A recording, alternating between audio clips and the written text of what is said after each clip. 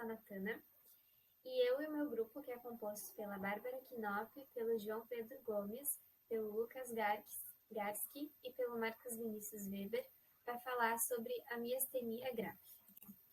A miastenia grave é uma doença autoimune com fraqueza muscular flutuante, e ela é causada por autoanticorpos que tem como alvo a junção neuromuscular.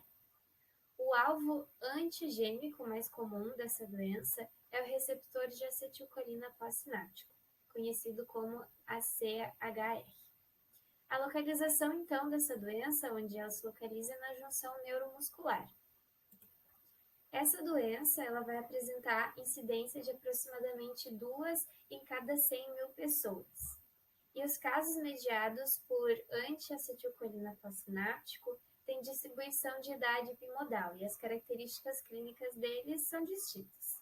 O início precoce ele vai acontecer antes dos 50 anos de idade, ele é mais comum em mulheres e frequentemente ele está associado ao aumento do timo, devido à presença de folículos de células B e centros germinativos, que é o que a gente conhece como hiperplasia folicular tímica. Oi, pessoal, eu vou falar então um pouquinho sobre as características clínicas da miastenia, tá? Frequentemente ela se manifesta com ptose, que são pálpebras caídas, depois a gente vai mostrar uma foto ali para vocês, ou diplopia, que é a visão dupla. E essas características ocorrem por causa de uma fraqueza dos músculos extraoculares. Também, o padrão de fraqueza é distintamente diferente do exibido na maioria das doenças miopáticas primárias, tá bem? Nessas, existe uma preservação dos músculos faciais e extraoculares. Então, é possível não encontrar ptose ou diplopia em doenças miopáticas primárias. A gravidade da fraqueza ela costuma ocorrer rapidamente e às vezes dentro de alguns períodos de minutos. O uso repetitivo dos músculos torna a fraqueza mais grave, enquanto a administração de inibidores de colinesterase melhora a força. Características essas são úteis para o diagnóstico. Além disso, pacientes com os anticorpos antirreceptores de acetilcolina, eles geralmente apresentam uma fraqueza flutuante que piora com esforço e durante o curso do dia. Então, esse indivíduo ele vai sentir um cansaço após alguma atividade ou com o decorrer do dia, né? Mais para o final do dia. Em alguns pacientes, os sintomas estão confinados aos músculos oculares e em outros as fraquezas são generalizadas e elas podem ser tão graves que o paciente pode necessitar de ventilação mecânica. Os casos com anticorpos contra receptores tirosina quinase específicos de músculos são diferentes dos casos típicos, porque exibem um envolvimento muscular mais focal, como os músculos do pescoço, ombro, face, respiratório e bulbares. Aqui a gente tem algumas imagens, então, que mostra a característica da ptose, né? Então, por causa daquela fraqueza muscular dos músculos extraoculares, o paciente vai se apresentar dessa forma. Sobre a epidemiologia dessa doença, ela tem uma prevalência de 150 a 200 pessoas por milhão e apresenta distribuição e idade bimodal.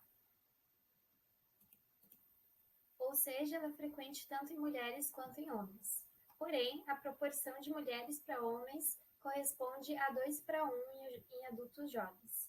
Mas em adultos mais velhos, há uma predominância no gênero masculino. Então, explicando um pouco mais sobre a etiologia, a gente sabe que a miastenia ela é uma doença crônica autoimune, resultante da ação de anticorpos contra os receptores nicotínicos pós-sinápticos de acetilcolina nas junções neuromusculares.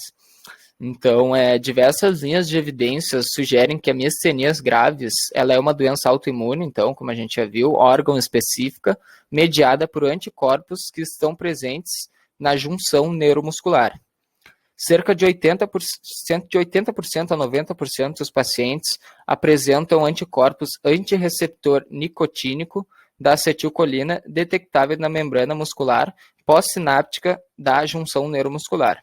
Outros 3% a 7% de pacientes apresentam anticorpos antitirosina quinase músculo específica, que é outra proteína da junção neuromuscular. Então, vários artigos relataram polimorfismos únicos em uma ampla variedade de genes em diferentes populações de pacientes com a miastenia graves.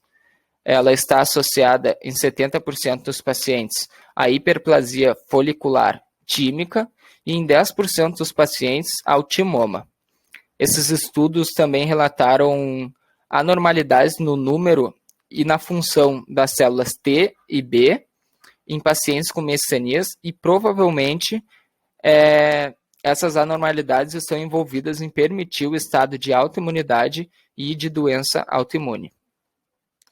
Vou explicar a parte de histopatologia agora, então, e a gente pode começar dizendo que é o estudo de como uma doença específica afeta um conjunto de células, né?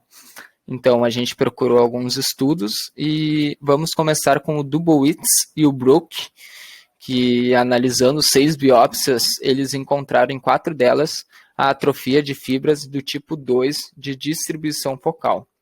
E algumas biópsias também apresentavam fibras escuras angulares nas reações oxidativas, sugerindo o processo de desenervação, né?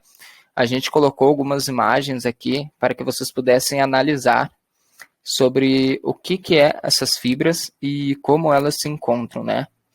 Então, nos estudos de Angel e Warmoth, eles realizaram biópsias de 52 pacientes e observaram atrofia de fibras sem agrupamento de tipo, indicando insucesso na reinervação colateral.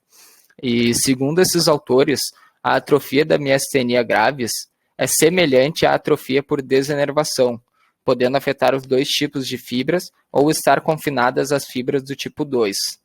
Alguns trabalhos experimentais mostram que, em músculos desenervados, as fibras tipo 2 atrofiam mais precocemente do que as fibras tipo 1, demonstrando maior dependência de seus motoneurônios para a manutenção trófica do tamanho normal. Bom, sobre a patogênese, aproximadamente 85% dos pacientes possuem anticorpos contra receptores de acetilcolina pós-sinápticos, enquanto grande parte dos pacientes que são remanescentes têm anticorpos contra o receptor tirosina quinase específicos de músculo, que é uma proteína sarcolemal. Acredita-se que os anticorpos antirreceptores de acetilcolina, eles levam à agregação ou degradação dos receptores, e também danificam a membrana pós-sináptica, promovendo a fixação de complemento. Como resultado disso, as membranas pós-sinápticas elas vão começar a apresentar alterações na morfologia e ficar sem receptores de acetilcolina, o que vai limitar a habilidade das miofibrilas de responderem à própria acetilcolina. Os anticorpos que são direcionados contra os receptores tirosina quinase específicos de músculo, eles não fixam os complementos. Ao invés disso, eles interferem no tráfego e agrupamento dos receptores de acetilcolina na membrana sarcolemal. E esse efeito também vai diminuir a função do receptor de acetilcolina. Aqui a gente trouxe uma figura bem ilustrativa, na qual mostra uma pessoa sem miastenia. A gente vê que na junção neuromuscular não tem a presença desses anticorpos antirreceptores, e uma pessoa com miastenia, a gente já possui a presença desses anticorpos aqui destacada em roxo. Dando continuidade na patogênese, há uma forte associação entre os anticorpos antirreceptores de acetilcolina patogênicos e algumas anormalidades tímicas. Aproximadamente 10% dos pacientes com miastenia grave são portadores de tinoma, que é um tumor de células epiteliais tímicas, e uma parcela adicional de 30% desses pacientes, na sua maioria são bem jovens, é portadora de uma anormalidade tímica diferente, chamada hiperplasia tímica. Essa última condição é uma condição bem peculiar, que é marcada pelo aparecimento de folículas na célula B do time. Então, hipoteticamente, tanto a hiperplasia tímica quanto o tinoma, eles vão interromper a função tímica normal, de forma a promover a autoimunidade contra receptores de acetilcolina que vão ser expressos nas células mioides tímicas.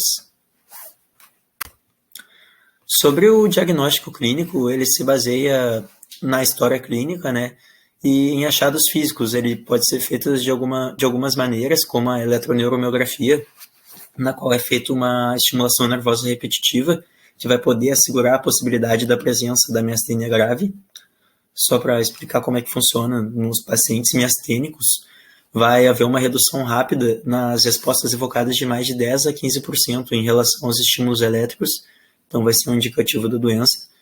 Pode ser feito também um teste farmacológico, na qual o examinador ele vai focalizar em um ou mais grupos musculares fracos e avaliar a sua força objetivamente. Também pode ser feito um teste imunológico. Nos pacientes miastênicos se sabe que aproximadamente 80% deles vai apresentar os anticorpos antirreceptores de acetilcolina, que é um indicativo da doença, como eu falei nos slides anteriores. Pode ser feito também a tomografia do tórax, porque em grande parte dos pacientes que possuem essa condição, eles apresentam uma normalidade no tecido tímico, como hiperplasia folicular linfóide. E por último, pode ser feito também a avaliação tiroidiana, que não é um indicativo tão grande assim quanto os outros, ocorre em apenas alguns pacientes, mas aproximadamente em 3% dos pacientes com a miastênia grave pode desenvolver hipertiroidismo, e esse fator pode inclusive agravar a doença. O principal diagnóstico diferencial ele ocorre devido às outras causas de paralisia flácida sistêmica ou de nervos cranianos, o uso de medicação como aminoglicosídeos, penicilamina, bloqueadores neuromusculares, procainamida podem causar a fraqueza muscular, e também lesões intracranianas com efeito de massa ou lesões de tronco encefálico pode causar achados oculares de nervos cranianos que vão mimetizar a miastenia. Então, encontramos um caso de estimula microscópico multicêntrico em um paciente com miastenia graves.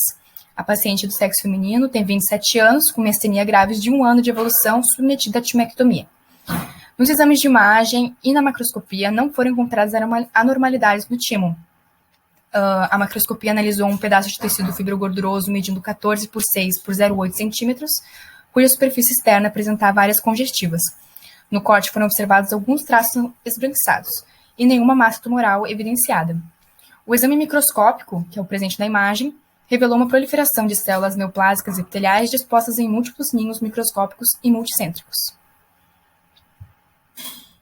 Quanto ao prognóstico, a melhora sintomática e a remissão clínica são os objetivos da terapia. Entretanto, o início da melhora varia amplamente, varia muito, em alguns dias ou até meses.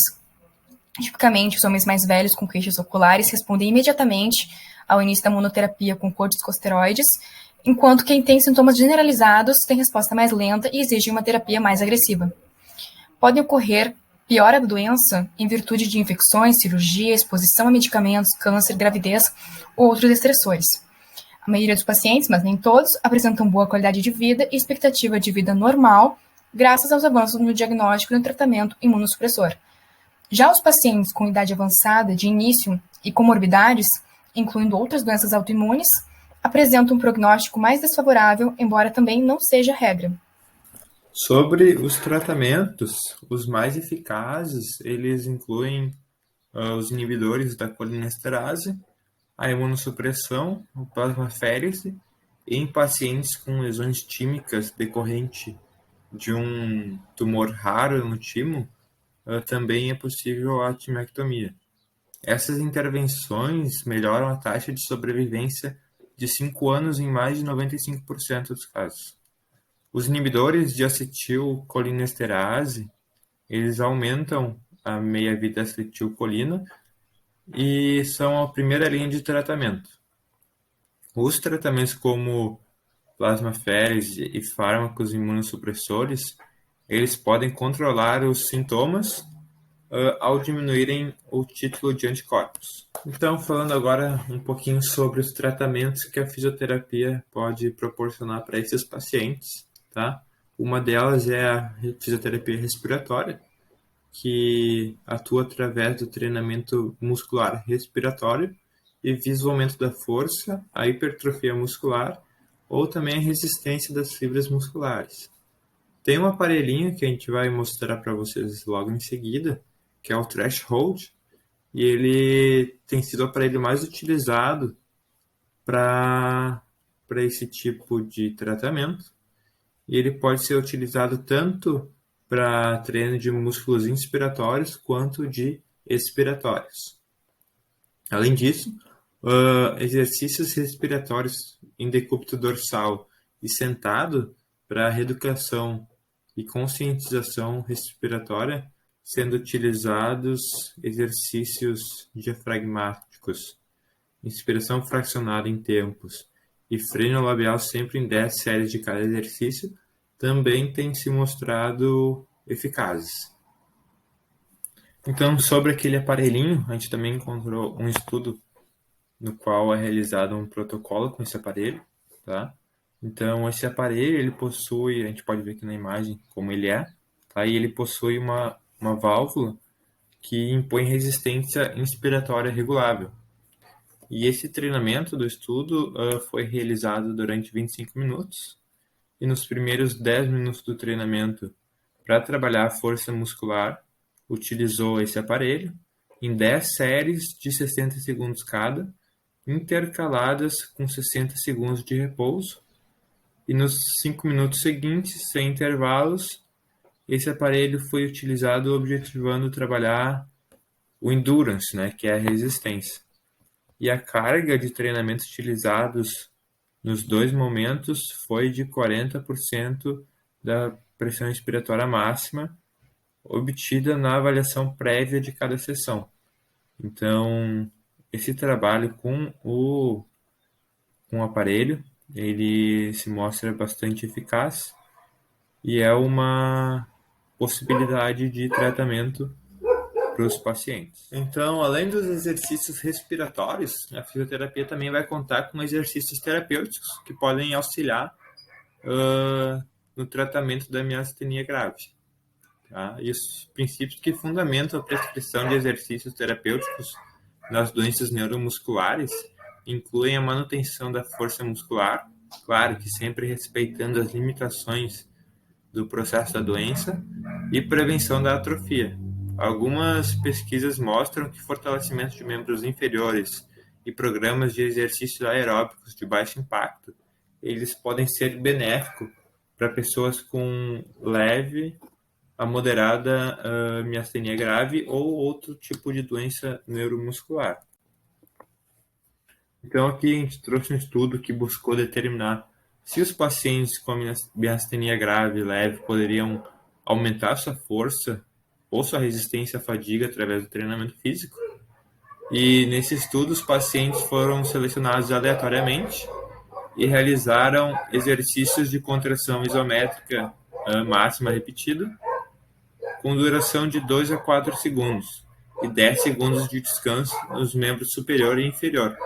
Nesse caso, eles usaram os próprios membros opostos, né, contralaterais, para usar de controle.